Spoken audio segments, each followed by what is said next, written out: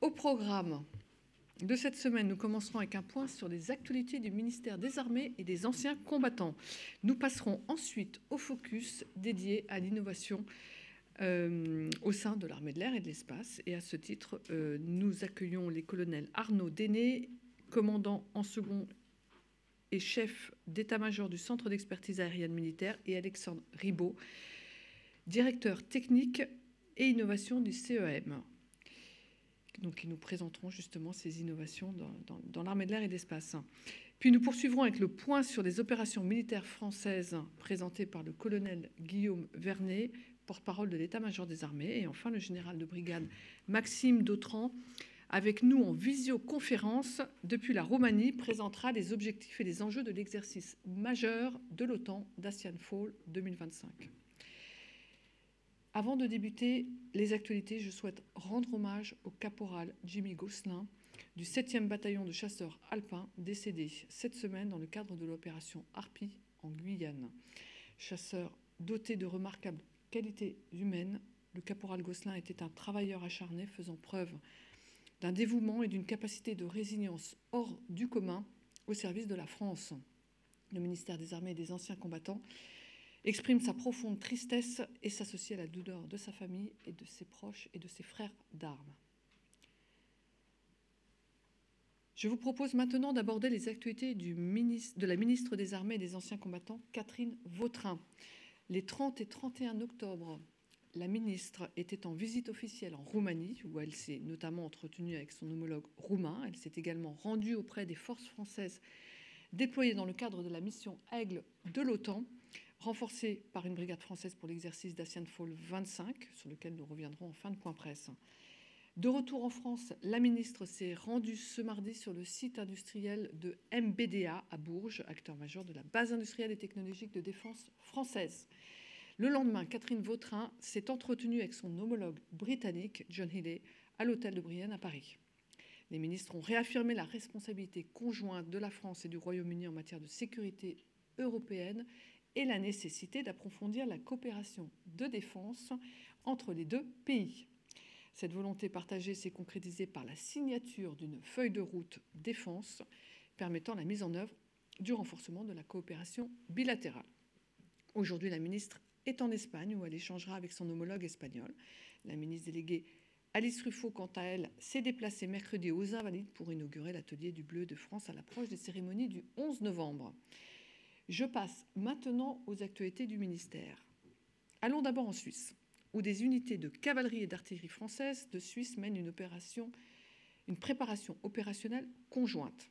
Cet exercice mobilise pour plusieurs semaines le 5e régiment de dragons et le 40e régiment d'artillerie français aux côtés du bataillon mécanisé 17 et du groupe d'artillerie 1 de l'armée suisse. Dans ce cadre, le 5e régiment de dragons mène notamment des exercices de tir avec ses chars Leclerc. L'unité expérimente également plusieurs techniques de protection des chars contre les drones. Cette coopération renforce l'interopérabilité entre les forces françaises et leurs alliés suisses. Passons à la préparation opérationnelle de l'armée de l'air et de l'espace. Du 20 au 31 octobre, la brigade aérienne de l'aviation de chasse a organisé une campagne de tir défense solaire sur le site de la DGA essai de missiles de l'île du Levant dans le Var. Par cette campagne, 86 aviateurs de l'escadron de défense solaire CRO de la base aérienne 125 d'Istres se sont entraînés à la coordination des feux dans des conditions réalistes. Dans ce cadre, 2 séquences de tir ont été réalisées avec succès. Le 30 octobre, un Rafale et un système de défense sol-air Mamba ont intercepté 2 cibles fournies par la DGA et simulant un chasseur ennemi tirant un missile de croisière. Le jour suivant, le système Mamba a effectué un nouveau tir, cette fois contre une bombe A2SM larguée par un Rafale. Cette campagne de tir a confirmé la capacité des unités de défense sol-air à neutraliser un large panel de menaces aériennes modernes, dont des cibles de petite taille. Elle a également validé le concept de combat collaboratif entre des avions de chasse et systèmes de défense sol-air. Je vous propose maintenant d'en découvrir quelques images.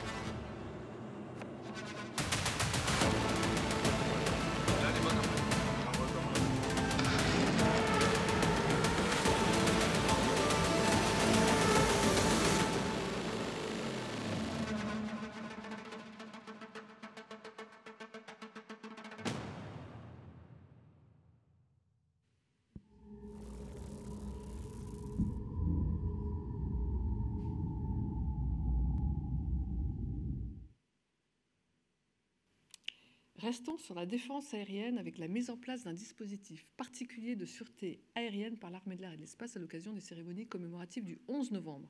Ce dispositif, placé sous la responsabilité du commandement de la défense aérienne et des opérations aériennes, formera une bulle de protection renforcée au-dessus de Paris et de sa région, afin de garantir la sécurité des commémorations. En coordination étroite avec les forces de sécurité intérieure et la Direction générale de l'aviation civile, le dispositif s'appuiera sur des hélicoptères Fennec et des avions de chasse en vol prêts à intervenir sous court préavis. Un dispositif complet de lutte anti-drone sera également déployé.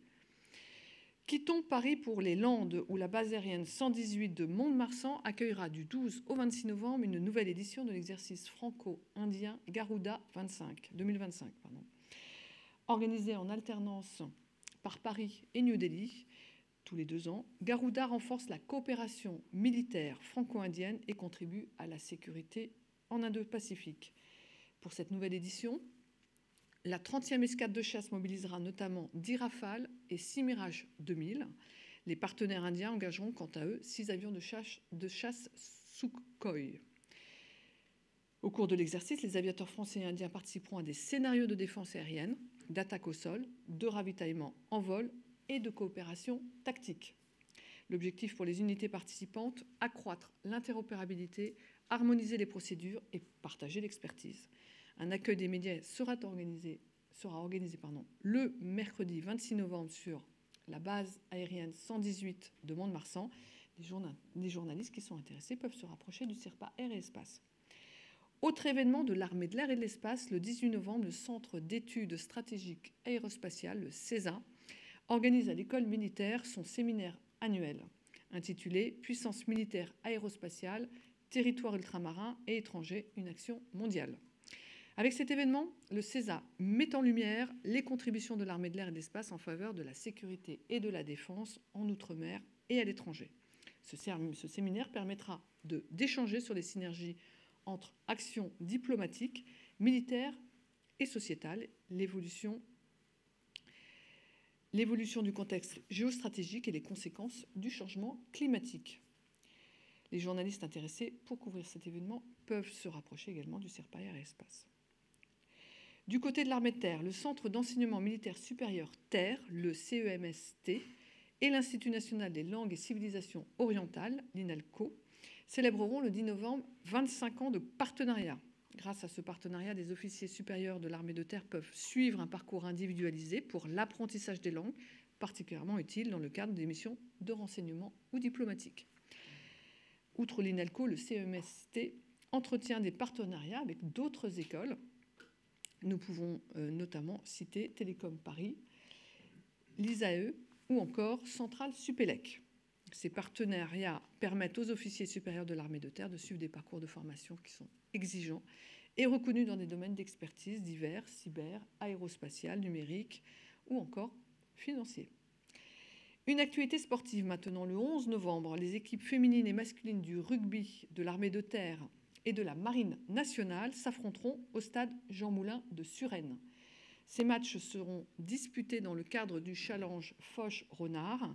Cette rencontre annuelle de rugby est organisée par l'armée de terre et la marine au profit des blessés, des armées et des familles endeuillées. Cette édition viendra également commémorer l'armistice du 11 novembre et honorer tous les militaires morts pour la France. Les bénéfices seront reversés aux associations Entraide Marine et Terre Fraternité. Avant de conclure ces actualités, je tenais à vous signaler la sortie d'une nouvelle Esprit Défense.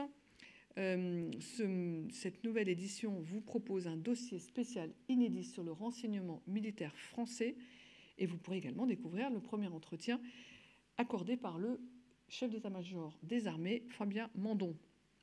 Les exemplaires sont à votre disposition à la sortie de la salle. Ceci conclut les actualités. Est-ce que éventuellement vous avez des questions en salle avant de passer au focus ? Donc je vous propose maintenant de passer au focus consacré à l'innovation au sein de l'armée de l'air et de l'espace. Face à l'évolution du contexte stratégique, de la conflictualité et du progrès technologique, les armées se modernisent et se préparent au combat de demain. Dans ce contexte, pour favoriser une innovation essentielle au maintien de ses capacités opérationnelles, l'armée de l'air et de l'espace s'appuie notamment sur le Centre d'expertise aérienne militaire, ou CEAM. Chargé de la réception et de la mise en œuvre des nouveaux matériels, le CEAM est un acteur central du développement et de la mise en service des nouvelles capacités de nos aviateurs. Mais je n'en dis pas plus et cède la parole aux colonels Arnaud Déné et Alexandre Ribaud. Madame la déléguée, bonjour à toutes et à tous. Je vous remercie de me donner l'opportunité de vous présenter le Centre d'expertise aérienne militaire aujourd'hui, et notamment son rôle dans l'innovation au sein de l'armée de l'air et de l'espace. Le colonel Alexandre Ribaud, à ma gauche, vous présentera ensuite des exemples concrets d'innovation réalisées au sein de l'armée de l'air et de l'espace. Avant de débuter mon intervention, je vais me présenter vite fait. Colonel Arnaud Déné, je suis entré dans l'armée de l'air en 1997. J'ai fait des mutations j'étais chargé de tout ce qui est déploiement de systèmes d'information et de communication quand l'armée de l'air déployait ses forces. J'ai eu une carrière aussi dans la surveillance de l'espace. J'étais officier programme pour tout ce qui est capacité de surveillance de l'espace. J'ai fait 7 ans en Angleterre avec les Britanniques, avec la Royal Air Force. J'ai eu une première mutation en 2017-2020 au CEM, où j'étais à la place du colonel Ribaud. Et c'est à l'époque qu'on a organisé de manière un peu industrielle l'innovation au sein de l'armée de l'air. Et je suis revenu en 2023 en tant que commandant second et chef d'état-major. Alors, je vais vous présenter un peu le CEM. Pourquoi le CEM? Pourquoi je suis légitime aujourd'hui pour vous parler un peu d'innovation? Et pour ça, je vais vous présenter un peu les missions et pourquoi nous sommes un acteur important de l'innovation au sein de l'armée de l'air. Le CEM, c'est un organisme de l'armée de l'air et de l'espace qui est en charge du développement capacitaire. Donc, nous travaillons bien évidemment au profit de l'état-major de l'armée de l'air et de l'espace autour de 3 grandes missions. La première mission, c'est d'expérimenter tous les équipements qui sont livrés à l'armée de l'air et de l'espace afin de préparer leur mise en service opérationnel.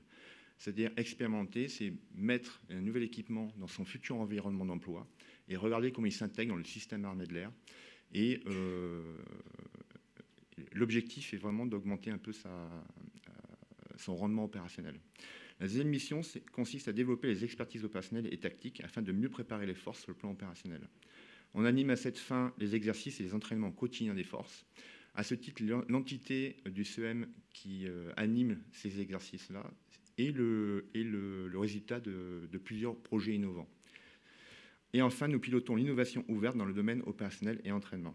Au travers de ces 3 missions, le CEM s'intègre pleinement dans les 3 axes de la vision stratégique du chef d'état-major de l'armée de l'air et de l'espace, qui sont, pour rappel, et vous le trouverez à l'écran, c'est la diapo d'avant, je suis désolé. Merci. Qui sont moderniser nos capacités, préparer et gagner le combat de demain et valoriser les aviateurs. Dans cette vision stratégique, le chef d'état-major rappelle que face au caractère évolutif du contexte stratégique et également du contexte évolutif des menaces, qui sont d'ailleurs étroitement liées au progrès technologique qui a tendance à s'accélérer, il est nécessaire de faire évoluer très rapidement les tactiques sur le champ de bataille ainsi que notre approche capacitaire.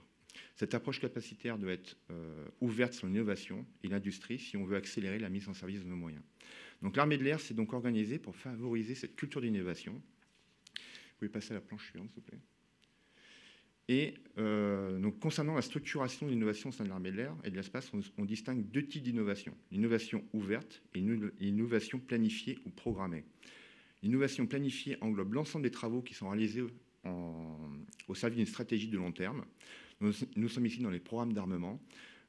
Par exemple, quand je modifie un standard du Rafale, j'innove et cette innovation est le fruit d'une expression de besoin.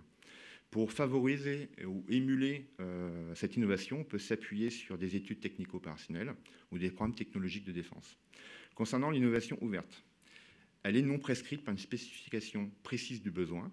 Elle peut être issue de la recherche scientifique, de l'industrie ou de l'innovation participative, c'est-à-dire une solution d'un aviateur à un irritant ou à un besoin.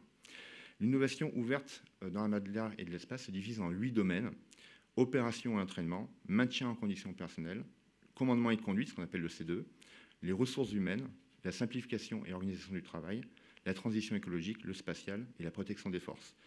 L'état-major de l'armée de l'air et de l'espace a désigné le CEM pour être le pilote du domaine opération et entraînement, c'est-à-dire que l'ensemble des innovations qui sont en lien avec les opérations ou l'entraînement sont pilotées à notre niveau. Nous sommes les pilotes de ce domaine qui représentent une grande majorité des innovations pour plusieurs raisons. Le CEM rassemble une grande majorité des expertises techniques et tactiques du fait de nos missions. Quand on expérimente des matériels, il faut plusieurs différents métiers. Et le CEM possède 70 métiers sur les 120 de l'armée de l'air et de l'espace. Et ça apporte une diversité culturelle et une diversité technique.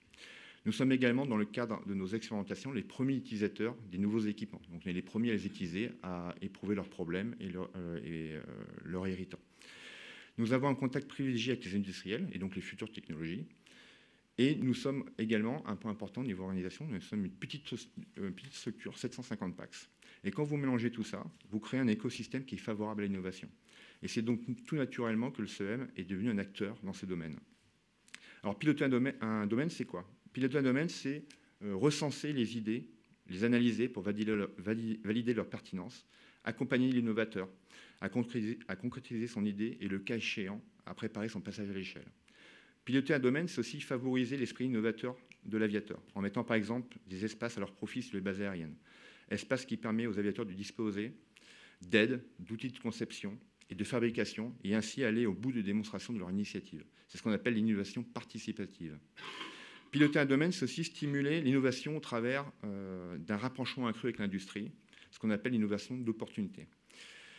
Pour émuler un peu ce type d'innovation, on peut, par exemple, s'associer à des pôles d'innovation, type Aliénor, Nova Aero, Idea Cube, qui permettent de créer et entretenir un lien entre le monde de l'industrie et le monde académique, et le monde de la recherche aussi. C'est aussi en développant une logique de laboratoire, de lab, dans différents domaines. Nous avons mis en place, par exemple au CEM, un battle lab drone et anti-drone. L'objectif est de fournir aux industriels de ce domaine un environnement maîtrisé dans lequel ils peuvent venir tester, mettre en œuvre leur système sans risque. Cela, c'est du gagnant-gagnant. Cela permet de développer les expertises tant qu'opérationnelles qu'industrielles dans un domaine qui est en constante évolution. Ça permet aussi d'éprouver les outils dans un environnement qui est non permissif, l'orage, brouillage, qui est difficile à mettre en œuvre pour un industriel, et face à des menaces atypiques, et voir comment nos matériels réagissent face à ces menaces, et in fine d'améliorer et de changer nos matériels pour qu'ils puissent contrer ces menaces. Nous avons également un lab C2 qui est orienté sur les outils de commandement et de conduite et les problématiques de connectivité. Ce lab organise un événement annuel qui s'appelle Bellara, dans lequel des industriels participent et exposent leurs projets innovants. Sur le même modèle, nous avons un lab guerre électromagnétique qui organise un exercice qui s'appelle Black Crow, auquel participent aussi les forces et les industriels. Et enfin, un lab facture humain, qui est plus dans le long terme, au sein du département de médecine aéronautique opérationnelle du CEM, en lien permanent avec l'industrie de recherche biomédicale des armées. Alors, l'innovation ouverte est importante pour l'armée de l'air, et notamment dans le domaine de développement capacitaire, car elle permet de répondre à un besoin réactif, si l'innovation réussit, et si le passage à l'échelle réussit. Et si elle échoue, en revanche, elle permet au CEM d'acquérir une première expérience, à l'armée de l'air et de l'espace, dans un nouveau domaine. Cela permet, par exemple, de comprendre les limitations d'une nouvelle technologie et ainsi d'améliorer la définition d'un besoin qui viendra alimenter l'innovation planifiée ou programmée que je vous ai présentée tout à l'heure. Et in fine, gagner du temps. Ainsi, le CEM est à la charnière entre l'innovation ouverte et l'innovation planifiée. Et je vous propose désormais de voir les résultats de cette stratégie et de ce que nous avons mis en place. Et je laisse la parole au colonel Ribot. Merci, Madame la déléguée. Mesdames et messieurs, bonjour. Bien, je vais me présenter aussi rapidement. Je suis le colonel Alexandre Ribot. Moi, mon parcours, j'aurais tendance à dire, il est finalement simple. Je suis rentré après le bac dans l'armée de l'air et de l'espace. Et il y a cette opportunité de progresser dans l'armée de l'air et de l'espace, de prendre des postes de responsabilité. Et après une première partie de carrière très opérationnelle en qualité de contrôleur aérien, l'école de guerre et aujourd'hui des postes de responsabilité en état-major et plus particulièrement chargé du développement capacitaire et de l'innovation. Le contexte a été posé, comment nous sommes organisés pour innover dans l'armée de l'air et de l'espace. Ce qu'il faut retenir, ce sont bien les initiatives de l'armée de l'air et de l'espace, aucun attentisme, mais bien un objectif clair, c'est d'être au rendez-vous des opérations de nos engagements et gagner le combat aérospatial. Alors je vais avoir l'honneur de vous présenter quelques projets innovants. Il n'y a pas de distinguo entre planifié ou innovation ouverte, mais toujours un point cardinal, c'est que l'armée de l'air et de l'espace occupe le terrain de l'innovation, du numérique et de l'intelligence artificielle. Vous allez voir également un dénominateur commun, c'est que beaucoup de projets sont issus des esprits de nos aviatrices et de nos aviateurs. Les quatre premiers projets pourraient paraître simplistes, et pourtant ils ont une vraie plus-value opérationnelle. Et vous allez voir, nous allons aller crescendo Pour finir également avec un point majeur et stratégique pour l'armée de l'air et de l'espace, c'est son aviation de combat. Aussi, je vous propose tout de suite d'entrer dans le cœur de l'innovation avec une première vidéo qui va vous montrer comment l'armée de l'air et de l'espace a innové pour livrer par air des ressources, des colis de 1 à 20 kg sans parachute. Parce que s'il y a un gain opérationnel, s'il faut être efficace, il y a aussi une qualité majeure sur un théâtre d'engagement, c'est d'être capable de durer. Et donc, en se dispensant d'un parachute pour mettre au sol des vivres, quelques matériels de 1 à 20 kg, la vidéo ne se lance pas. Donc, je vais vous le faire à la voix. C'est tout simplement un conditionnement particulier qui fait que, la vidéo arrive. Qui fait que le colis entre en rotation. Donc là, c'est des innovations armée de l'air et de l'espace. Et il va assurer son propre frein aérodynamique et arriver au sol en bonne étape, prêt à l'emploi. Et on a toujours préservé notre réserve de parachutes pour les réserver justement à d'autres types de matériel.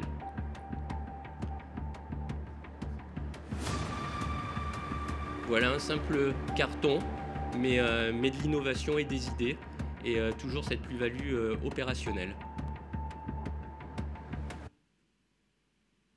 Le deuxième projet innovant, c'est du numérique. C'est comment, dans la tête de 2 aviateurs, en première prise avec tout ce qui est calcul de masse et de centrage d'un avion de transport, on peut numériser ce travail. Je m'explique. Un A400M, aujourd'hui, c'est un formidable vecteur de projection de puissance. Il a une soute volumineuse, mais qui est complexe parce qu'on peut finalement charger diversité de matériel. Et c'est très chronophage de calculer des masses, des centrages. Et le but avec cette innovation, cette tablette, c'est de finalement limiter la charge cognitive de nos opérateurs pour qu'ils se réservent à une autre partie de la mission. Et finalement, on industrialise ces calculs de masse et de centrage sans erreur, en toute intégrité et avec rapidité. Et derrière, l'armée de l'air et de l'espace va encore plus loin, c'est que ce qui a été pensé pour l'A400M va être mis à disposition des autres flottes de transport, C-130, CASA. Et donc, on a un gain de temps et finalement une unicité de système. Le troisième projet innovant, c'est dans la police du ciel et de l'espace. Madame la déléguée, vous parliez du dispositif de protection de sûreté aérienne pour le 11 novembre. Et bien voilà, comment on va aider un pilote et un tireur d'élite dans un hélicoptère pour être plus précis, pour améliorer sa mission. En coordination avec un industriel, créer un bras qui va permettre de stabiliser le tireur d'élite, de rendre son tir donc plus efficace. Et surtout, en poussant encore un petit peu plus loin l'innovation, on s'est rendu compte qu'on pouvait supprimer un opérateur qui avait une tâche annexe finalement dans cet hélicoptère. Et quand on enlève un opérateur, on enlève du poids. Et si on enlève du poids, on peut rajouter du carburant et donc avoir un temps sur zone qui est augmenté. Un gain opérationnel. Et je vais passer rapidement sur le dernier, mais qui a un vrai enjeu pour l'armée de l'air et de l'espace, c'est comment se projeter, faire une projection de puissance avec une empreinte logistique qui soit toujours minimum. Et le but, c'est d'arriver sur un théâtre d'opération, sur un terrain d'un partenaire, d'un allié, et d'être capable de réutiliser tous les systèmes de servitude, les barres de tractage, les groupes électrogènes dont ils disposent, et qu'ils deviennent ces systèmes compatibles de nos avions. Concrètement, nous partons avec quelques kilos d'adaptateurs techniques qui vont rendre compatibles sur le théâtre d'opération des groupes électrogènes, des barres de tractage qui pèsent plusieurs tonnes. On a vraiment réduit l'empreinte logistique. Je vous propose de passer la planche suivante, s'il vous plaît. Et là, on arrive dans des projets aussi très structurants et qui sont en train de passer à l'échelle, qui passent à l'échelle. La simulation massive en réseau, c'est comment on va rendre encore plus réaliste l'entraînement de nos forces aériennes en agrégeant du poste de commandement jusqu'à l'avion tous les opérateurs et toutes les forces opérationnelles. Le but, c'est d'avoir un entraînement tactique qui soit le plus réaliste possible et qui soit vraiment en conformité vis-à-vis des engagements qui seront les nôtres dans les prochaines années. Et là aussi, on fait un entraînement grandeur nature qui est complémentaire des exercices d'entraînement des forces comme VOLFA, avec un coût logistique et même financier qui est minimum et tout au long de l'année. Le passage à l'échelle est très concret. C'est aujourd'hui 150 cabines qui sont en cours de déploiement sur les bases aériennes de l'armée de l'air et de l'espace. Et c'est une participation à Orion 26.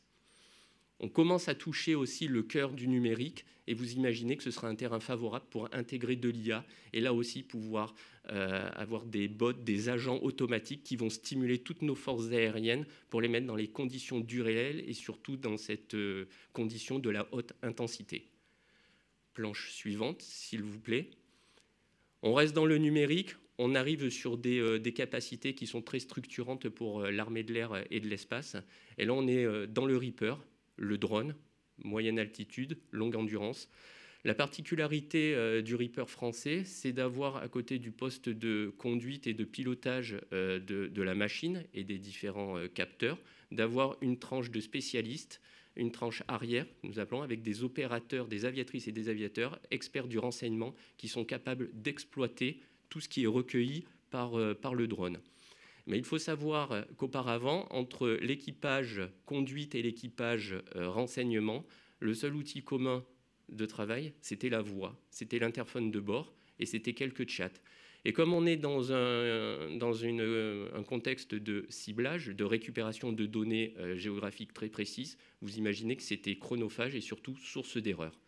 Eh bien, le Centre d'expertise aérienne militaire a développé une forme de cloud de combat, une box, qui permet des échanges rapides, sécurisés, en parfaite intégrité entre tous les membres de l'équipage, mais surtout en allant toujours plus loin, cette initiative de l'armée de l'air et de l'espace de garder l'ascendant opérationnel. On connecte ce Reaper au centre de commandement et de conduite des opérations aérospatiales, par exemple à Lyon-Montverdun.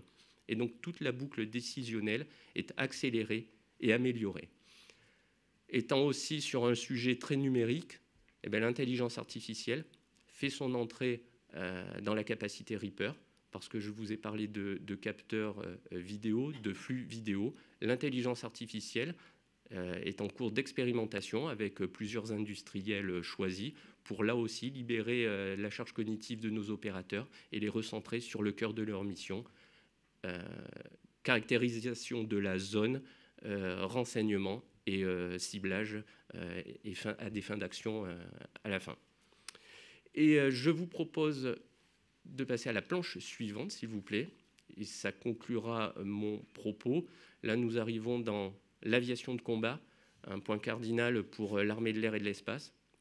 Et en fait, c'est tout simplement comment l'armée de l'air et de l'espace a saisi l'initiative de numériser un avion des années 80-90. Le Mirage 2000D a été modernisé à mi-vie par Dassault. L'armée de l'air et de l'espace a demandé à ce qu'un calculateur soit changé, qu'il soit ouvert, capable d'agréger des applications numériques en tout genre. Donc Dassault a fait ce travail et l'armée de l'air et de l'espace, et plus particulièrement le centre d'expertise aérienne militaire, à présent, code des applications qui sont directement utiles et efficaces sur les engagements actuels et qui le seront pour les engagements futurs. Si je devais vulgariser, c'est un peu à l'image de vos smartphones.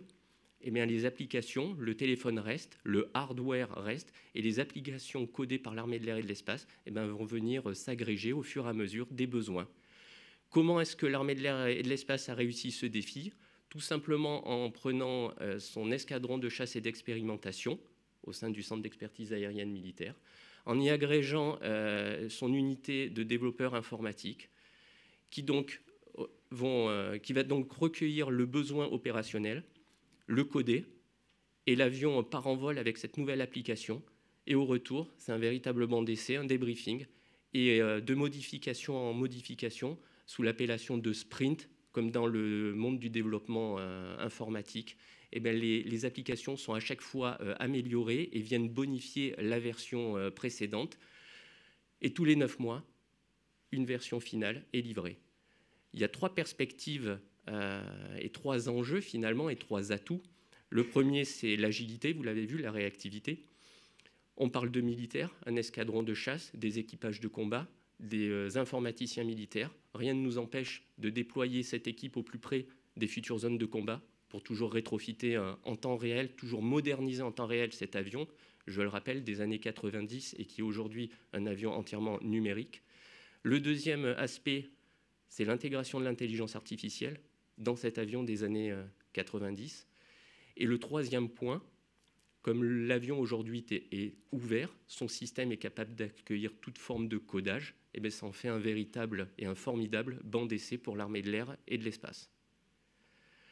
Cela conclura mon propos. Je vous remercie de votre attention. Vous l'avez compris, l'armée de l'air et de l'espace occupe le terrain du numérique, de l'innovation et de l'intelligence artificielle pour gagner ce combat aérospatial.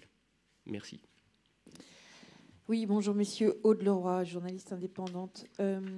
Depuis quand exactement, j'ai pas vu la date de création du CEAM, et je me demandais de quelle façon, sous quelle forme vous étiez en relation avec les industriels. Est-ce que c'est vous qui allez les voir? Parce que vous avez parlé, si j'ai bien compris, d'un rendez-vous qui s'appelle Bellara, c'est ça?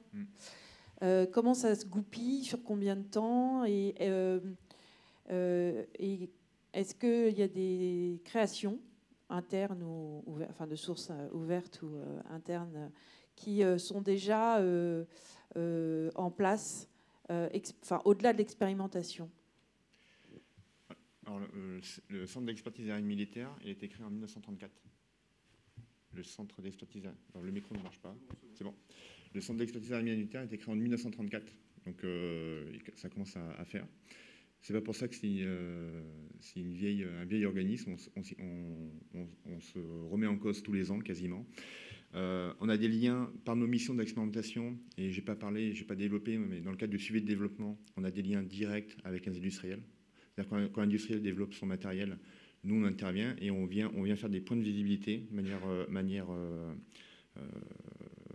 successive, et on vient essayer de recaler un peu. Et donc nos liens avec les industriels sont permanents. Ils sont permanents, ils viennent nous faire voir aussi, ils viennent nous présenter leur futur, vers où ils veulent aller, leur future technologie. Donc on a un lien vraiment étroit avec eux. On les invite à nos laboratoires, comme je vous l'ai expliqué tout à l'heure. Bellara, c'est une semaine. Et pendant une semaine, les industriels viennent. Les Battle Labs, là on organise un Battle Lab drone en début d'année prochaine, au mois de mai je pense, c'est ça. Il y aura plus de 14 industriels qui viendront présenter leur... Donc il y a un lien vraiment étroit avec le CEM. C'est de par la nature de nos missions. Voilà, on a vraiment un lien, on est embedded, comme on dit en anglais. Oui, ma question qui se coule, c'était est-ce qu'il y a des expérimentations du CEAM qui, outre le cockpit du Mirage 2000, qui ont été récemment industrialisées implantées un peu dans l'armée de l'air et de l'espace? Alors, les expérimentations, c'est quand le matériel est livré. Donc, en fin de compte, c'est déjà le cas. Donc, il y a 600 affaires en cours au CEM où on va expérimenter des matériels qui sont livrés à l'armée de l'air. Donc, ça, c'est 600 affaires. Après, alors, je peux peut-être des exemples. Il y en a plein. Alors, les exemples, dans le domaine de l'innovation, vous voulez que je précise ce point-là, tout ce que je vous ai présenté est en cours de passage à l'échelle, ou du moins il y a eu une preuve de concept et un démonstrateur qui est déjà finalisé. Donc on peut passer ce cap du passage à l'échelle, et qui est d'ailleurs un enjeu pour l'armée de l'air et de l'espace, et je pense même pour toute armée ou toute société. Avoir eu l'idée, démontrer sa viabilité, et ensuite il y a une troisième étape qui est majeure, qui est le passage à l'échelle. Donc les projets que je vous ai présentés sont passés à l'échelle ou sont en cours de passage à l'échelle. Et c'est une œuvre collective. Il y a l'armée de l'air et de l'espace qui peut avoir eu l'idée, il y a l'industriel qui va répondre à notre demande, il y a la DGA, il ne faut surtout pas l'oublier, l'Agence Innovation Défense, et c'est justement cet esprit collectif qui in fine aboutit à l'industrialisation et à la mise en service opérationnel, pour employer un vocable beaucoup plus militaire. Les exemples qui ont été faits, Helibox, typiquement, c'est intérieur. Helibox, le projet Helibox, c'est un projet qui est entièrement à l'armée de l'air, mais le projet sur le bras strike sur l'hélicoptère, ça c'est en liaison avec l'industriel. Donc, alors je vais... Oui, est-ce que vous pourriez nous détailler un peu Helibox? Le but, c'est pour gagner un combat, pour être efficace sur un théâtre d'opération, il faut aussi être capable de réserver ses moyens vraiment à la nécessité. Et est-ce qu'il était utile pour des colis de 1 à 20 kg d'utiliser un parachute? Ça reste une ressource, in fine. Donc le but, c'est de dire, est-ce que le colis ne pourrait pas être son propre parachute et son propre frein? Et donc en le conditionnant d'une certaine façon, vous avez vu, il est entré en rotation, des pans entiers du carton s'ouvrent, et c'est une sorte d'hélicoptère qui arrive au sol, freiné, et ce qu'il avait à l'intérieur est toujours intact et intègre pour être utilisé sur le terrain. Et auparavant, il faut savoir que pour des colis de 1 à 20 kg, on pouvait utiliser des parachutes qui après auraient fait défaut, alors qu'il était nécessaire, là pour le coup, d'en avoir à disposition. C'est de l'expérimentation, c'est de l'essai. L'échec fait aussi partie de la réussite à la fin. Bonjour, Clément Dagnès de l'Opinion. Une question sur la modernisation des cockpits. Je ne suis pas sûr d'avoir bien tout compris. Vous avez pris l'exemple du Mirage 2000D, oui, qui est rénové et sur lesquels vous pouvez entrer de nouvelles lignes de code, c'est-à-dire sur le logiciel. C'est bien ça. Et au bout de 9 mois, toutes ces petites expérimentations, vous les agrégez si vous en êtes satisfait, et ça va renouveler pour toute la flotte. Ok. Est-ce que c'est quelque chose que vous pouvez faire aussi sur les Rafales, et comment vous travaillez à la fois avec l'industriel et la DGA sur ces questions-là? Merci. On ne peut pas le faire sur le Rafale parce que le système n'a pas été prévu comme ça. Voilà. Mais peut-être un jour, quand on rénovera le Rafale, on demandera à Dassault de... Alors, votre question a plusieurs étapes sur la livraison et l'histoire des cycles de 9 mois. Mais comme le disait Madame, est-ce qu'il y a des échecs? Est-ce qu'il y a des réussites? Oui. Et ça, c'est le travail du Centre d'expertise aérienne militaire, avec son escadron de chasse et d'expérimentation, les développeurs informatiques, mais de toujours améliorer cette application. Donc ça, on le garde en interne, et quand à un moment la maturité est suffisante, on le livre aux forces opérationnelles. Parce qu'on ne fait pas de l'innovation pour de l'innovation. Le but, c'est qu'à la fin, ce soit standardisé et ce soit utilisable par les forces opérationnelles. Et quand on le livre aux forces opérationnelles, donc sur les Mirage 2000D qui sont en service opérationnel dans les escadrons, les équipages ont été formés à ces nouvelles applications, et également le soutien en service. Et c'est la raison pour laquelle on a des échelons bien et des échéances bien bornées où tous les 9 mois, on livre une capacité. Ensuite, sur le Rafale, c'est un avion de combat, donc là aussi, rien ne nous empêcherait de le faire. C'est une question d'ouverture de système et c'est aussi une question de répartition des forces. Le Mirage 2000D est un système aujourd'hui ouvert, ça nous sert de laboratoire d'essai et c'est quelque part une preuve de concept vis-à-vis de l'aviation de combat des autres standards et futurs, de montrer notre savoir-faire et notre capacité à faire. Je me permets juste, donc, colonel de Flandre, Surpair et Espace. Je me permets juste une petite précision, c'est clairement un des grands chevaux, je ne sais jamais, de bataille du CMAE, d'avoir cette architecture ouverte. Donc aujourd'hui, effectivement, il y a une démonstration sur le Mirage 2000D, et c'est des échanges qu'on a avec les industriels pour que, in fine, ce soit développé pour l'ensemble des flottes et qu'on puisse avoir cette activité en interne militaire. Donc si vous avez eu l'occasion d'écouter un petit peu le CMAE ces derniers temps, c'est clairement ce qu'il peut dire en audition parlementaire, etc. J'ai une question également pour vous, c'est par là. Le CEAM coopère-t-il avec d'autres pays et comment s'organise cette coopération, si c'est le cas?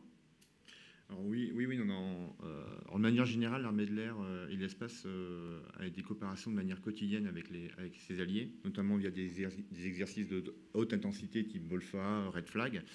En ce qui concerne l'innovation, on est en lien étroit avec nos homologues européens, même US et Singapour pour les nommer. J'ai un fort prisme Royal Air Force, j'étais au Royaume-Uni pendant 7 ans, donc on a des liens étroits avec eux. Ça s'inscrit vraiment dans le Lancaster House 2.0 qui ont été signés en juillet. Donc on est en lien étroit avec eux. Il n'y a pas plus tard que 2 semaines, ils étaient au CEM pour faire des exercices, pour faire des tests d'interopérabilité, de connectivité entre nos systèmes et leurs systèmes. Donc ils ont l'équivalent de Bellara qui s'appelle Babelfish chez eux. Donc on a des échanges réguliers, même on a beaucoup aussi coopéré pendant la crise du Covid, pendant la Covid.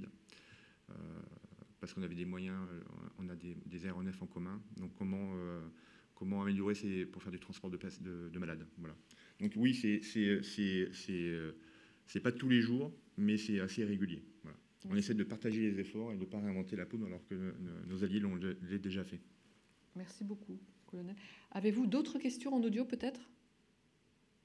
Non, plus de questions. Bah, écoutez, merci pour cette présentation.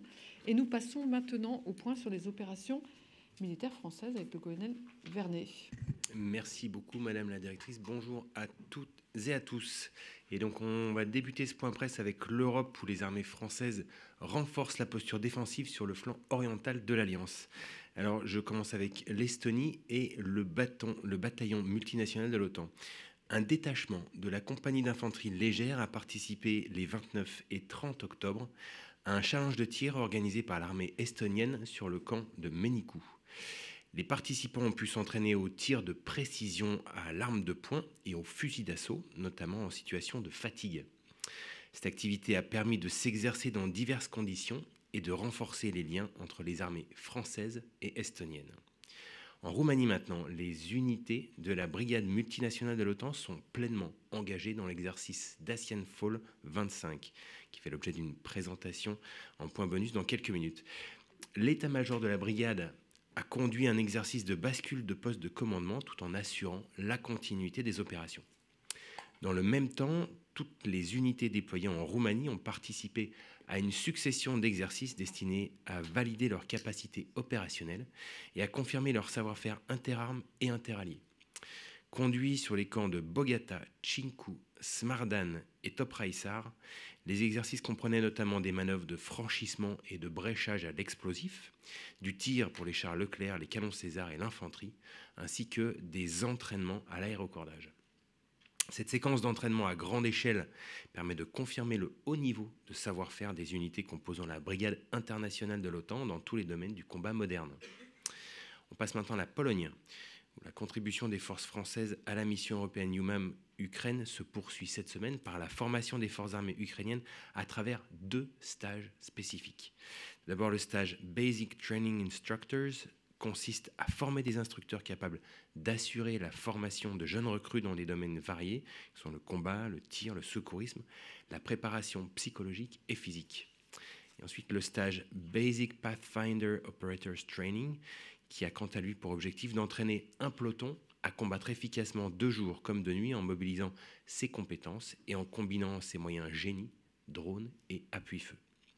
On passe à la Norvège où cette semaine 3 Rafales ont été déployés à Orland afin de maintenir la capacité des armées françaises à sécuriser les flux stratégiques en Arctique depuis un point d'appui éloigné du territoire national. Ce déploiement complémentaire à l'opération Eastern Sentry de l'OTAN démontre l'efficacité des procédures conjointes franco-norvégiennes. Parallèlement à cela, en République tchèque, 3 Mirage 2000D ont rejoint la base aérienne de Kaslav pour un échange de savoir-faire visant à renforcer l'interopérabilité avec les forces tchèques. Ce déploiement s'inscrit dans le cadre de l'opération de défense aérienne Air Shielding de l'OTAN et illustre la capacité de projection rapide de la composante chasse sur le territoire européen. Dans un contexte géopolitique marqué par des tensions persistantes, ces missions simultanées démontrent l'engagement de la France à maintenir un dispositif aérien résilient et agile au service de la défense collective de l'Alliance Atlantique. On passe en mer Baltique où du 8 au 31 octobre, un patrouilleur de service public a participé à l'activité de vigilance de l'OTAN Baltic Sentry. Cette opération de surveillance des infrastructures sous-marines critiques renforce la posture de réassurance de l'OTAN dans une zone stratégique. Plusieurs entraînements ont été menés avec les alliés intégrés au Task Group permanent de l'OTAN en Baltique, illustrant la contribution continue de la France aux activités de l'Alliance dans la région. Par ailleurs, aux côtés des marines alliées, ce patrouilleur de service public a également contribué à la surveillance de la Dark Fleet, qui est composée de navires opérant en marge des règles internationales. On passe à la zone Proche et Moyen-Orient, où les armées françaises sont déployées de manière réactive et adaptable afin de contribuer à la stabilité régionale. Alors, en Méditerranée orientale, la frégate française poursuit sa mission d'appréciation autonome de situation après son escale au Liban. En complément un avion Atlantique 2 opère depuis la Sud, en Crète, pour conduire des missions de surveillance maritime. Ces déploiements assurent une présence permanente de la France dans une zone aux enjeux stratégiques et contribuent à son appréciation autonome de situation. Depuis le 24 octobre, un détachement du groupe de plongeurs démineurs Méditerranée basé à Toulon participe à l'exercice turc Nusret 25 organisé à Çakanale, au nord d'Izmir.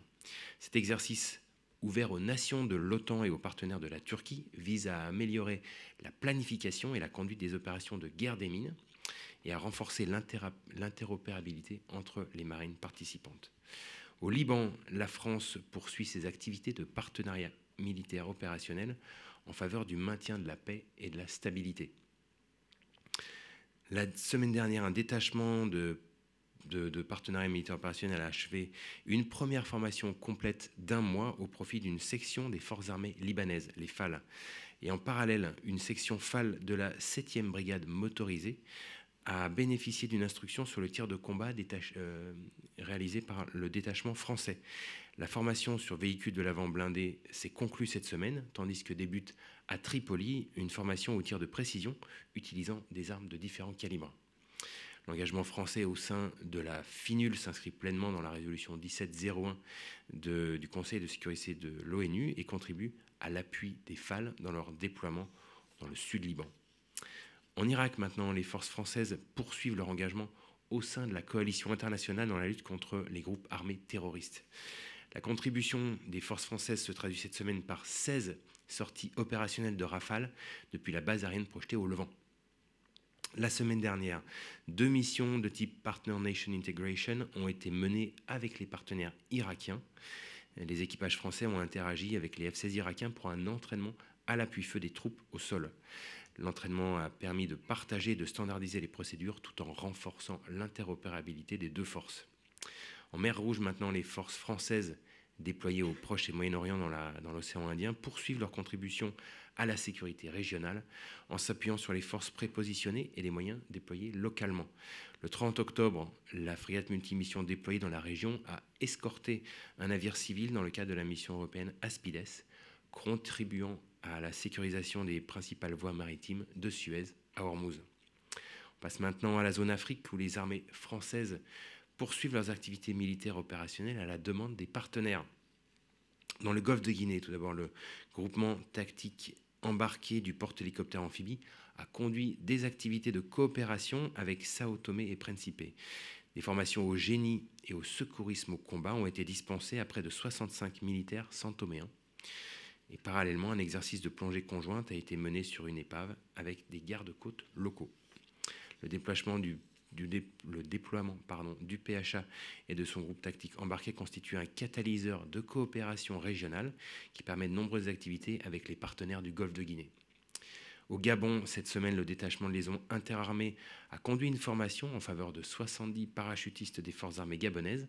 À l'issue des phases d'instruction et de saut, un exercice de synthèse a été mené le 5 novembre. Cette séquence d'entraînement illustre la complémentarité du partenariat entre le Gabon et la France, permettant la montée en gamme des militaires gabonais, tout en entretenant les compétences opérationnelles des forces françaises. On passe à l'Indo-Pacifique, où les armées françaises engagent des moyens pour renforcer la coopération régionale et lutter contre les trafics illicites. En Nouvelle-Calédonie, tout d'abord, la base aérienne 186 a conduit cette semaine l'exercice interallié Manu 25, qui est un entraînement annuel de préparation à la période cyclonique. Mené aux côtés de partenaires fidjiens, papouasiens et tongiens, l'exercice a permis de maintenir un haut niveau de préparation aux catastrophes climatiques. Les forces françaises et leurs partenaires ont déployé des avions CASA, Falcon, Guardian et Puma, et ils ont mis en œuvre des drones de surveillance. Les entraînements ont inclus des séquences d'évacuation sanitaire, de largage de fret, de sauvetage en mer et de posée sur terrain sommaire. Ces exercices complets ont permis de perfectionner les procédures d'alerte et d'intervention conjointe pour parer à toute éventualité. On passe au large du Japon, où une frégate de surveillance des forces armées en Polynésie française, les FAPF, poursuit la mission Imantura.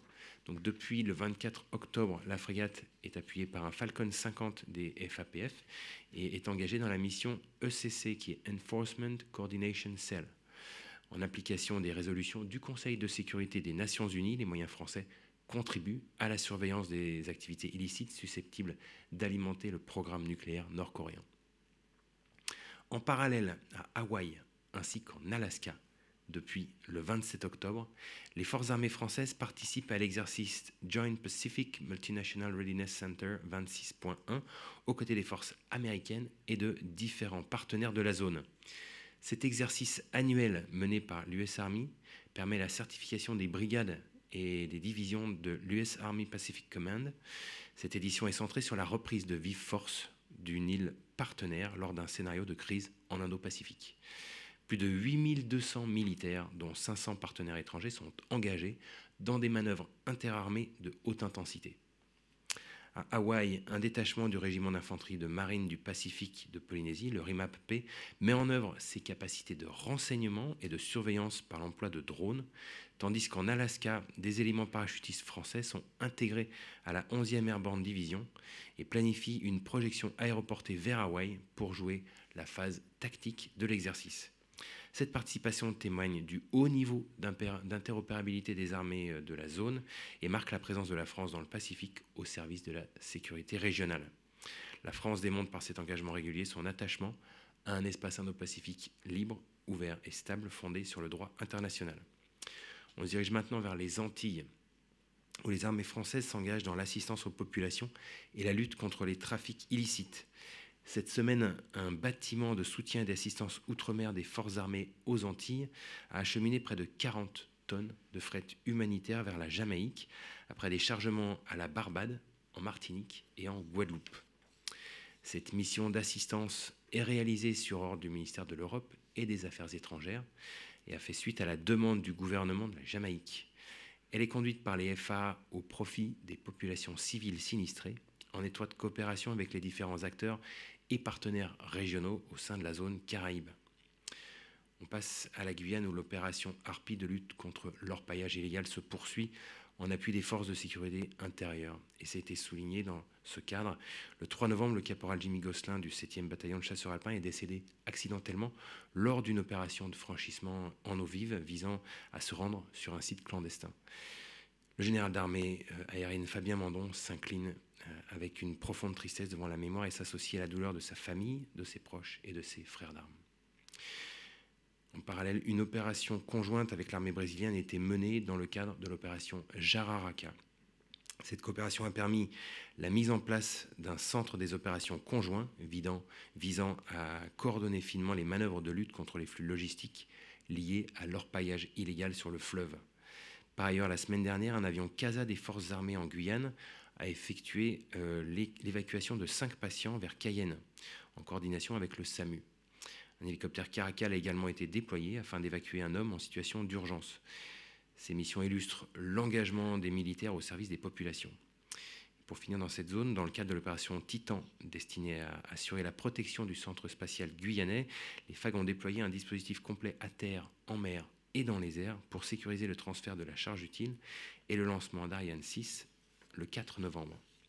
Et on termine ce tour d'horizon avec l'Hexagone où un hélicoptère Dauphin de la flottille 35F de la Marine nationale a été engagé le 5 novembre pour appuyer les services de secours à Saint-Pierre-d'Oléron.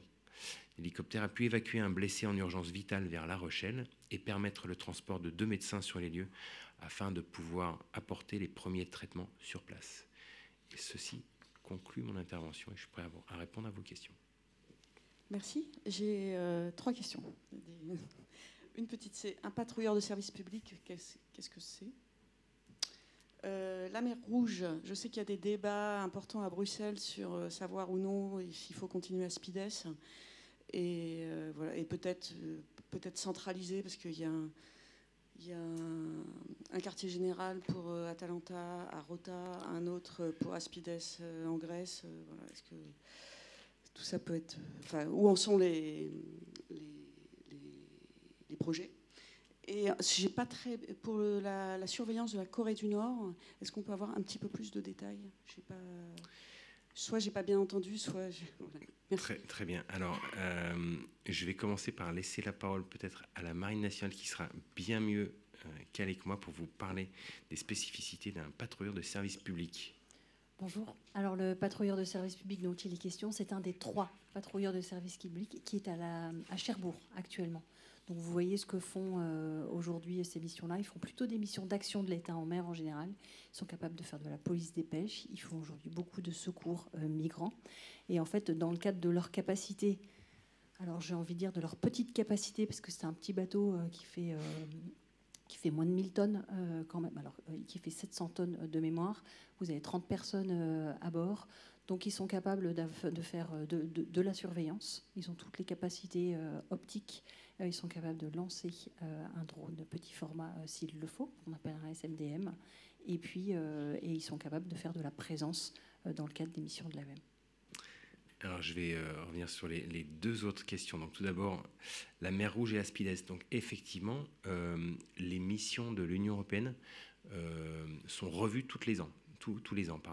Donc, aux ordres du commandement de la mission et devant l'ensemble des alliés européens, eh bien, il y a une revue complète où on voit l'efficacité, on remet en question les moyens et de manière à pouvoir faire évoluer cette mission. Donc là, c'est effectivement en cours. Les conclusions, je ne peux pas encore vous les donner.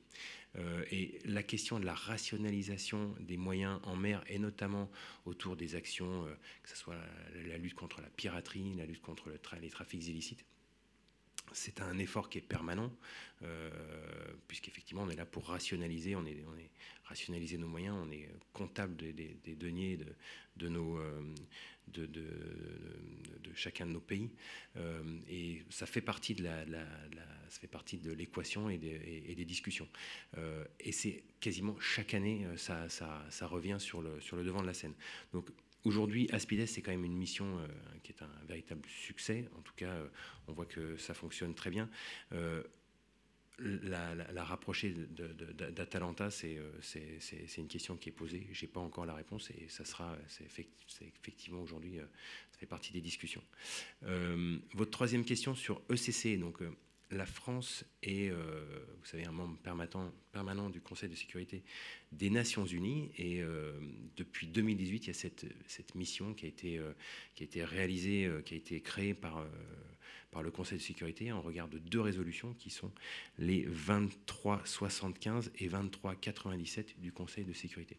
Donc, elle engage chaque année de nombreux moyens, c'est essentiellement des moyens aériens et maritimes, et elle est là pour faire observer, elle est là pour vérifier qu'effectivement il n'y a pas un trafic illicite qui se passe en mer, pour permettre à la Corée du Nord de contourner toutes les sanctions et tout l'embargo sur les moyens qui visent à lui empêcher de se doter de l'arme nucléaire. Est-ce que ça répond à votre question ? Donc les moyens français qui sont engagés, ils le sont ponctuellement. On n'est pas en permanence engagé dans cette mission. C'est au gré, déjà, c'est comme toutes les missions, il y a une conférence de génération de force, et chaque pays, en fonction des opportunités qu'il est prêt à laisser, engage des moyens. On a du personnel qui est en permanence dans l'état-major de cette force, donc un personnel qui est engagé, et ponctuellement, on va engager des bâtiments de la marine ou des avions qui seront à proximité de cette zone. Et là, il y a quoi comme moyen engagé ? Et donc là, actuellement, c'est un Falcon 50, je crois l'avoir dit. Je vais quand même vérifier que c'est bien dans mon propos. C'est un Falcon 50 qui est stationné à Hawaï, qui est stationné en Polynésie française et qui est sur place. Alors, je reprends mes notes. Oui, un Falcon 50 des FAPF. C'est un avion de la Marine nationale. Donc ça, c'est régulièrement depuis 2018 que la France participe C'est assez régulièrement. Assez régulièrement. D'accord, je ne savais pas. Ok, merci. Bonjour, John Irish de Reuters. Sur la Roumanie, quel est l'impact du retrait des Américains en Roumanie ? Est-ce que c'est envisagé de remplacer, ou c'est même nécessaire de remplacer les troupes américaines qui quittent la Roumanie ? Et plus globalement, est-ce que vous avez de la clarté sur le Global Posture Review des Américains et quand ça pourrait se passer ? Alors, merci pour cette question. Donc le pivot américain n'est pas nouveau, hein. Il est quasiment depuis 2017, le pivot américain vers l'Asie. Donc effectivement, on s'y prépare. Il est même indispensable pour les Européens de prendre en main la responsabilité de leur propre défense. Et c'est une démarche qui est continue et qui nous permet aujourd'hui d'être plus forts en Européens. Donc il ne faut pas voir qu'un seul côté de la pièce. Je tiens quand même à souligner que depuis 2022, on a quand même on a aujourd'hui plus de forces américaines stationnées en Europe qu'en février 2022. Donc malgré ces annonces de réduction de format, on reste quand même sur une balance qui est positive.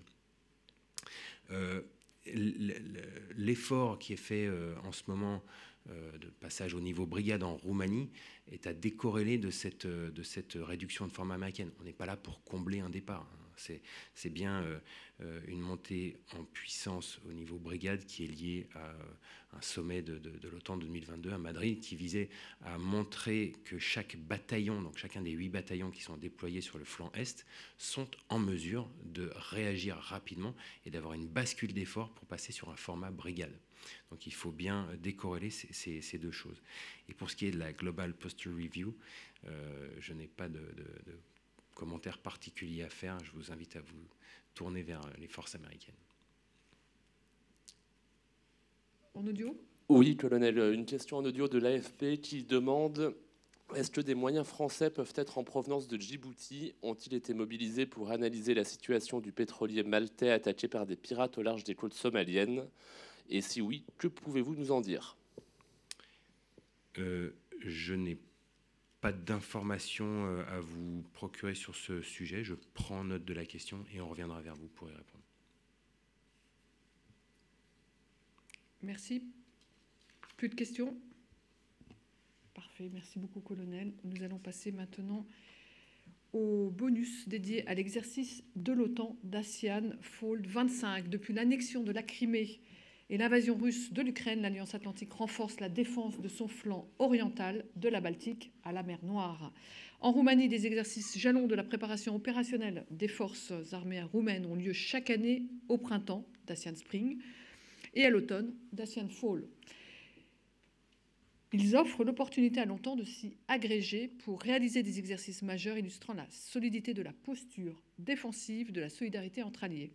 L'édition la plus récente, Dacian Fall 25, se déroule en ce moment même et la France, déjà nation cadre du bataillon multinational de l'OTAN en Roumanie, y prend toute sa part avec le déploiement d'une brigade. Les forces françaises démontrent ainsi leur capacité opérationnelle et témoignent de l'engagement de la France pour la sécurité de nos alliés roumains et européens. Mais je n'en dis pas plus et cède la parole au général Maxime Dautran en liaison depuis la Roumanie. Général, c'est à vous si vous nous entendez. Merci beaucoup, je ne sais pas si vous me voyez, je crois que vous me voyez, et merci pour cette introduction. Je suis ravi de m'adresser à vous depuis Chincu, ici en Roumanie, où est installé mon poste de commandement. Et comme cela vient d'être mentionné, nous sommes au milieu de l'exercice Dacian Fall 25, aussi appelé DAFA 25, et qui, à mon avis, se caractérise par 2 points que je voulais développer auprès de vous ce matin: son ampleur et sa singularité. Tout d'abord, l'ampleur, puisque DAFA 25 est un exercice qui est séquencé en 3 phases et qui a été précédé d'une opération stratégique majeure d'acheminement, à la fois de moyens et du personnel, sur laquelle je reviendrai. Donc la première phase a été une phase d'intégration de la brigade que je commande au sein d'une division multinationale de l'OTAN. Et cette phase a permis d'éprouver notre interopérabilité et de nous entraîner concrètement sur les plans de l'OTAN pour la défense de cette zone sud-est de l'Europe. La deuxième phase est une phase qui se joue actuellement et qui est davantage axée sur la manœuvre des bataillons de ma brigade et qui sont déployés sur plus de différents sites ici en Roumanie. Ça vous a été présenté lors du point des opérations par le colonel Vernet. Et donc avec nos alliés, notamment roumains, belges, espagnols, luxembourgeois ou encore d'autres nations, cette phase de manœuvre nous permet de maintenir notre capacité opérationnelle par l'entraînement, mais également, encore une fois, d'améliorer notre interopérabilité et les échanges entre alliés. Surtout, elle nous permet de travailler sur les lieux concrets de réalisation des plans de l'OTAN, ici en Roumanie. La troisième phase, qui se déroulera principalement la semaine prochaine, est une phase de tirs réels et coordonnés entre alliés. Pour toucher un peu du doigt la coordination à effectuer, ce seront des tirs où 9 nations de l'OTAN vont tirer ensemble. Encore une fois, il s'agit de démontrer une puissance de létalité commune. Donc à partir ici de Cinku, je vais pouvoir commander et coordonner une manœuvre où vont pouvoir intervenir des avions F-16 roumains, une préparation d'artillerie de nos lance-roquettes unitaires, de nos canons César, des tirs Mistral, mais également des tirs plus classiques de Leclerc, coordonnés avec des Piranha portugais par exemple. Piranha portugais qui sont des véhicules d'infanterie. Donc comme je vous le précisais, c'est un vrai exercice d'ampleur. Mais c'est aussi cette année et ce mois-ci en particulier un exercice singulier ou unique. Unique tout d'abord parce que pour la première fois, depuis le sommet de Madrid de l'OTAN de 2022, évoqué par le colonel Vernet, ce sommet demande aux nations cadres, dont la France, de pouvoir augmenter leur niveau de force en temps restreint, du niveau bataillon au niveau brigade. Et nous réalisons ce mois-ci concrètement cet objectif. Et cela renforce la crédibilité de la France.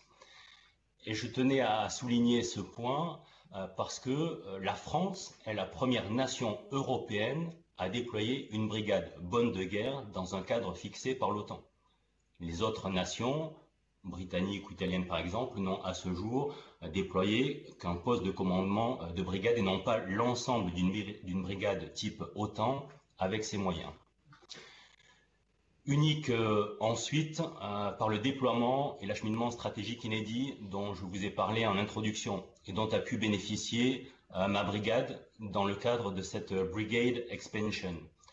Donc, dans un temps restreint, ce sont plus de 400 véhicules, 1300 personnels, 6500 tonnes de fret qui ont été acheminés par tous les modes de déplacement possibles depuis la France. Donc il y a eu un navire affrété qui a déchargé nos véhicules en Grèce à Alexandroupolis. Il y a eu 11 trains différents, 5 avions et plus d'une quinzaine de convois routiers. Donc acheminement majeur. Et unique enfin par les moyens d'innovation tactique utilisés pendant cette manœuvre. Et là je me replacerai au niveau de ma brigade.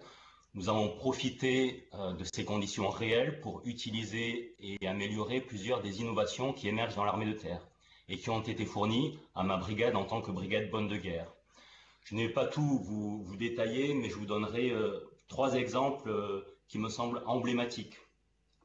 Le premier exemple, au sein de mon poste de commandement de brigade, auparavant, la transmission de la donnée entre serveur et ordinateur se faisait par câble. Dorénavant, elle se fait par laser. C'est comme du Wi-Fi, mais avec du laser, donc on appelle ça le Li-Fi. Ce qui me permet quasiment de ne plus avoir de câble dans mon poste de commandement. Et donc cela donne une rapidité de montage et de démontage particulièrement appréciable lorsque l'on est au contact avec l'ennemi. Deuxième exemple, peut-être révolutionnaire, l'intégration de l'intelligence artificielle au sein de mon poste de commandement. Une sorte de ChatGPT sécurisé dans mon poste de commandement qui a grandement facilité le travail de mes officiers et de mes sous-officiers d'état-major. Je ne crois pas aujourd'hui qu'il y ait une autre armée au monde qui dispose d'un tel outil dans son PC de brigade. Et enfin, troisième exemple, plus au niveau des bataillons, le développement des groupes de frappe, drones. Les retours d'expérience de l'Ukraine ou de Gaza notamment nous poussent naturellement à l'automatisation. Et au sein des régiments de ma brigade, nous avons raccourci la boucle acquisition de l'ennemi et frappe par une utilisation poussée de drones, couplés avec les mortiers, les César ou les drones FPV, et nous jouons à cela en ce moment. Donc en conclusion, parce que je sais que le temps est limité, DAFA 25 a été un exercice particulièrement profitable.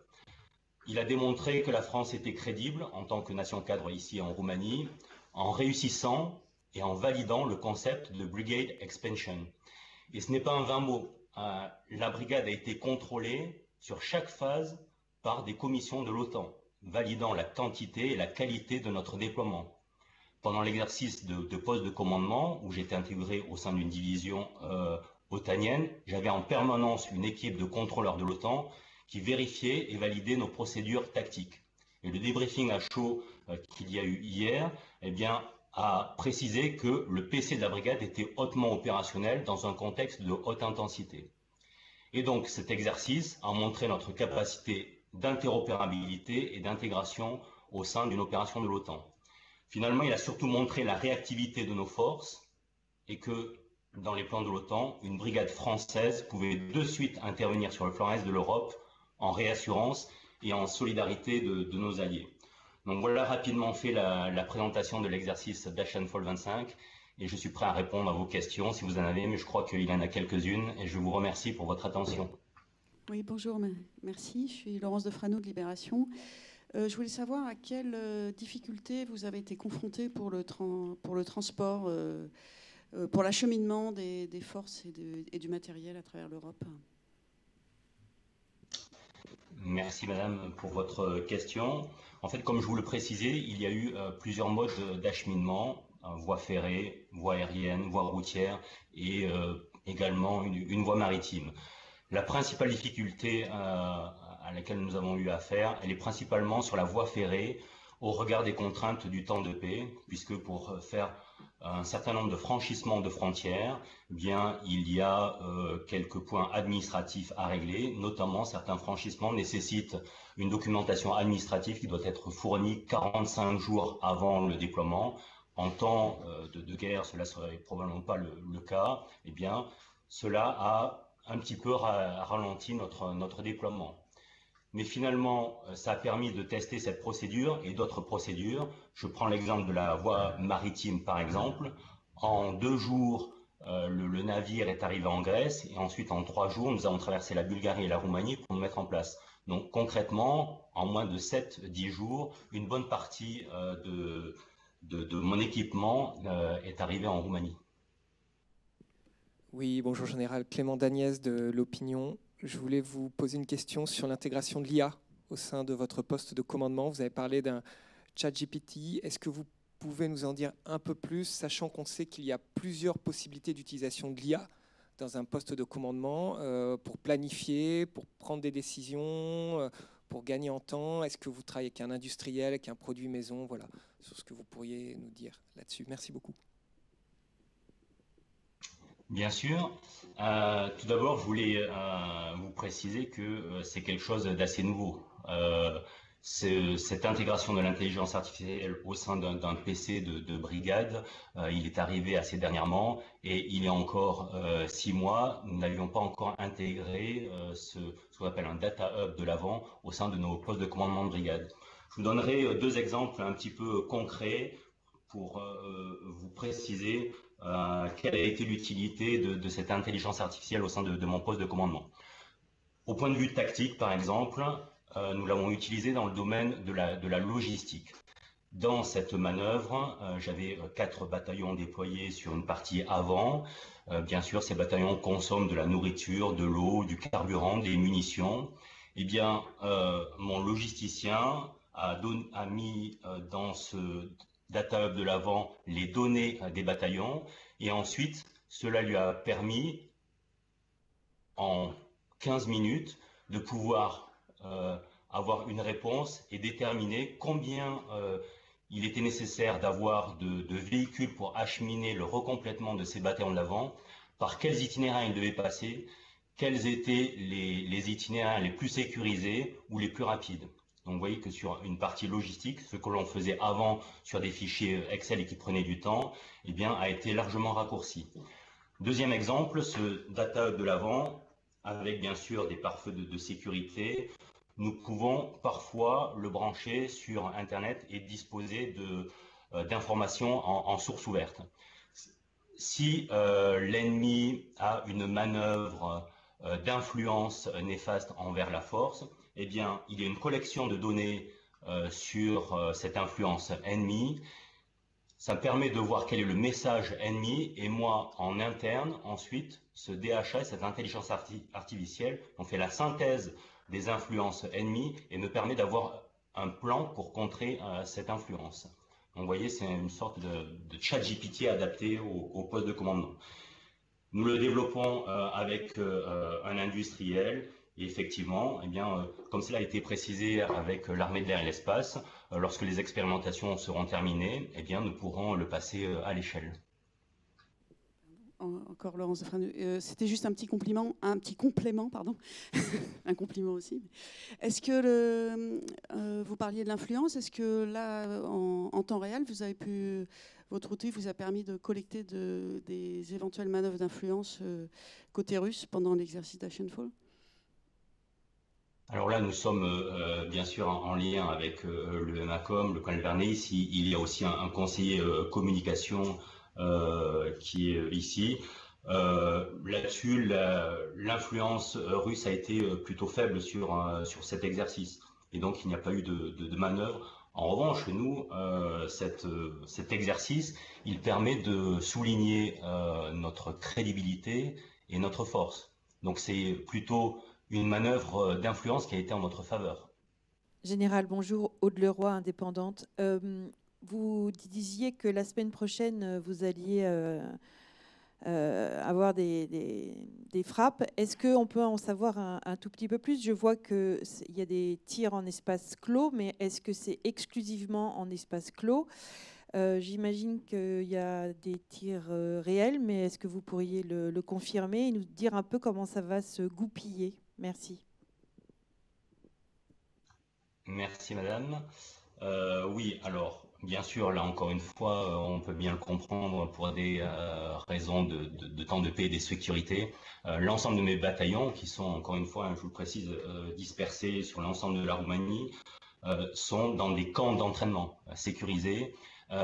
Et donc, nous allons coordonner à partir d'ici des tirs qui vont se faire, par exemple, à 2000 km d'ici, dans le sud-est de la Roumanie, par exemple à Capoumidia, mais bien sûr, non pas en vase clos, mais dans des terrains de manœuvre roumains. Donc, comment ces tirs vont se dérouler?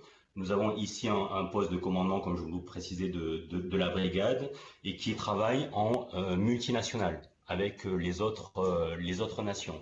Et donc, eh bien, nous allons coordonner des tirs d'aviation roumains, nos tigres qui vont également tirer en même temps. Et donc, il y a ici un PC de coordination et de sécurité des tirs, mais les tirs se feront partout en Roumanie et dans des terrains clos roumains. Et ce sont des tirs réels. Bon, Général, bonjour. Christophe Villon pour le magazine Défense Expert. 3 petites interrogations. Est-ce que vous pouvez nous préciser que signifie l'acronyme de l'exercice, d'une part? D'autre part, je n'ai pas vu, moi, de force roumaine dans l'exercice.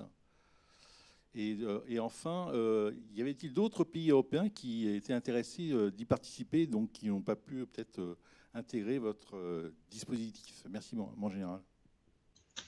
Merci pour votre question. Alors, Dacianfall, alors Dacian, c'est une partie symbolique roumaine des Carpates, et comme c'est un exercice qui est un exercice de l'OTAN en Roumanie, c'est Dacian. Fall veut dire automne en anglais, donc c'est exercice d'automne sur une partie roumaine, et 25, bien sûr, 2025.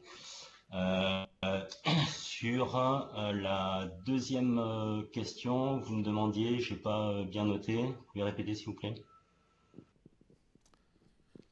Effectivement, c'est un exercice qui se déroule en Roumanie avec effectivement des forces conséquentes, oui. Vous l'avez bien noté. Et moi, j'ai vu effectivement des forces belges, espagnoles, luxembourgeoises, mais pas de forces roumaines. Oui, alors il y a beaucoup de forces roumaines sur cet exercice, puisque moi, par exemple, l'exercice d'interopérabilité et de poste de commandement qui s'est joué sur les 10 derniers jours, une brigade roumaine complète était intégrée dans cet exercice, la 282e brigade blindée roumaine, d'ailleurs avec laquelle la 7e brigade blindée que je commande a un partenariat de longue durée, participait pleinement à cet exercice. Là, actuellement, il y a des manœuvres, hein, donc c'est cette deuxième phase que je vous expliquais dans mon propos, à Smardan, qui est à peu près 500-600 km d'ici. un des bataillons français travaille directement avec un bataillon roumain. Moi-même, dans mon poste de commandement, j'avais 5 Roumains qui étaient intégrés. Donc, il y a une forte participation de la partie roumaine. Et je crois que votre troisième question avait trait à une participation européenne. Il y a plus de 9 nations européennes qui participent à cet exercice. Bien sûr, moi, sous mon commandement, j'ai des Belges, des Luxembourgeois, des Roumains, des Espagnols, mais c'est un exercice qui englobe plus de 5000 participants, et là-dedans, eh bien, il y a d'autres nations européennes, bien sûr. Oui, c'est à nouveau Clément Dagnès de l'Opinion. Est-ce que vous jouez la dispersion? On sait qu'en Ukraine, les PC sont particulièrement visés dans la profondeur. Vous avez évoqué les connexions laser qui permettent de gagner du temps en montage-démontage. Alors, c'est peut-être pas l'objectif premier de Dacian Fall 2025, mais est-ce que vous jouez cet aspect-là sur cet exercice? Merci. Merci pour cette question, et vous êtes au cœur du sujet, puisque nous travaillons particulièrement avec un retour d'expérience d'Ukraine. Je ne vais pas vous détailler mon système de poste de commandement, mais nous avons poussé la frugalité au maximum avec des PC dispersés, et nous avons joué plus de 6 bascules de PC sur 8 jours, ce qui est assez exceptionnel au niveau de la brigade. L'innovation et la modernisation de nos postes de commandement nous permettent de le faire. Aujourd'hui, mon poste de commandement, outre les innovations que je vous ai mentionnées, intègre des véhicules qui permettent l'hybridation des réseaux.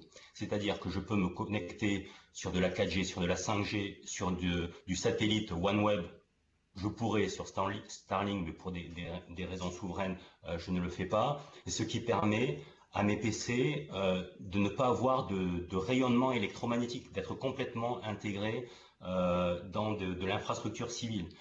La deuxième bascule de poste de commandement que nous avons effectuée, nous l'avons faite dans un hangar pour que là aussi, il ne puisse pas y avoir d'aspect militaire qui puisse être décelé par l'ennemi.